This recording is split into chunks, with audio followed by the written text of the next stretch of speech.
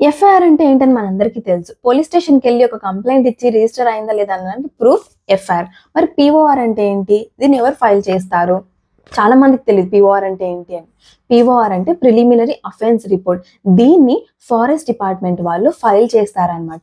Forest act కిందకి ఏవేవైతే cases వస్తాయో రిజర్వ్డ్ ఫారెస్ట్‌లో ఎంటర్ అయినప్పటి నుంచి ప్రతి ఒక్కటి కూడా అనమాట జరిగే కేసెస్ వితౌట్ పర్మిషన్‌తో జరిగేటువంటి యాక్ట్స్ అన్నీ కూడా ఫారెస్ట్ అఫెన్సెస్ కిందకొస్తాయి. ఫారెస్ట్ డిపార్ట్మెంట్ పర్మిషన్ లేని చేసే ఏ పనైనా ఫారెస్ట్‌లో ఫారెస్ట్ అఫెన్స్ కిందకొస్తుందనమాట.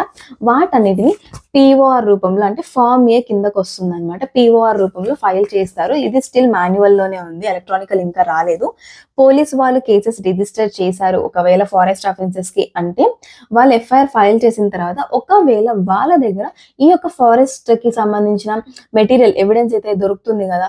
ఎర్రచందనం లాక్స్ కావచ్చు, లేదంటే మీట్ కావచ్చు, వీటిని తిరిగి ఫారెస్ట్ డిపార్ట్మెంట్‌కి కస్టడీకి హ్యాండ్ ఓవర్ చేస్తారనమాట.